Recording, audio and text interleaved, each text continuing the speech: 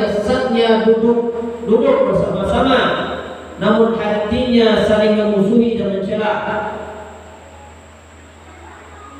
Jelas ayatnya, surahatan, jelas bahwasanya yang diikat oleh Allah Subhanahu wa taala adalah hati kita.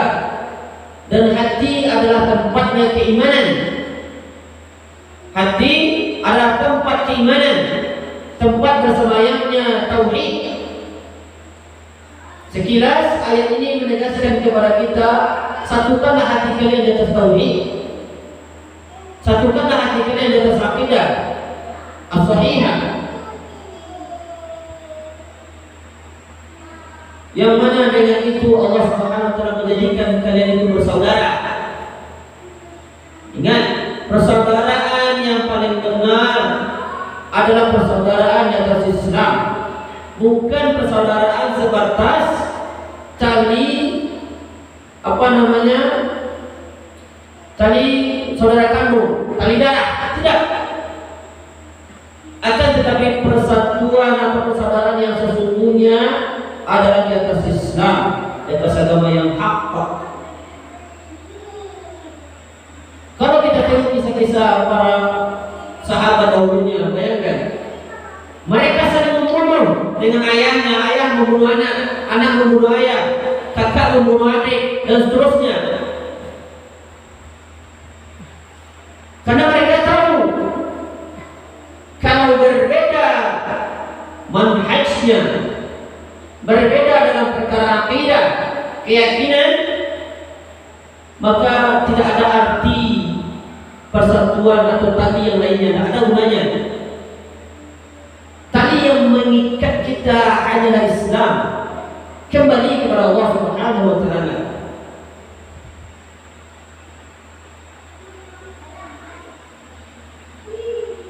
Kaum muslimin yang semoga dimuliakan Allah Subhanahu wa taala, Allah menegaskan pula di dalam surah Al-An'am ayat 153.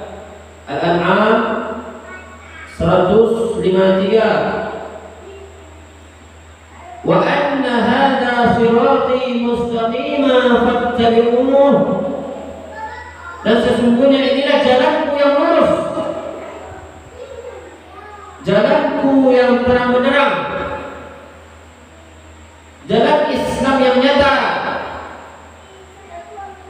yang berlandaskan Al-Quran dan Sunnah sesuai dengan pemahaman salaful ummah. Fattabi'uh. Kalau antum sudah menemukan jalan itu, fattabi'uh, maka ikutilah jalan itu, jangan keluar. Kalau antum sudah mengenal Sunnah dan berada di atas relnya, jangan pernah keluar walaupun satu jari saja. Meskipun sehelai rambut, jangan pernah keluar dari jalan Sunnah. Karena Allah juga melarang kita di ayat ini, wala tattabi'us subula fatafarraqu bikum an sabilihi. Dan janganlah kalian mengikuti jalan-jalan yang lain, jangan cari cara yang lain. Jangan sok-sokan. Ikutilah aturan Allah, itulah Islam. Islam artinya mengikuti aturan Allah Subhanahu wa taala. Ingatlah kaum muslimin, kalau antum tidak mau diatur oleh Allah, maka siap-siaplah diatur oleh syaitan dan hawa nafsu. Kalau tidak mau diatur oleh Allah, maka siap-siaplah diatur oleh syaitan dan hawa nafsu.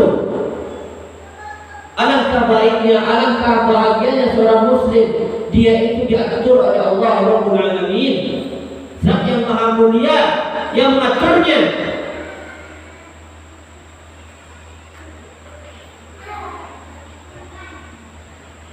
Sebagaimana pula di dalam surah Al-Anfal ayat 46, Allah peringatkan kita, wahai kaum muslimin, wa ati'u Allah wa rasulahu wa la tanaza'u fatafshalu wa tadhhaba rihukum. Dan taatilah Allah Subhanahu wa taala.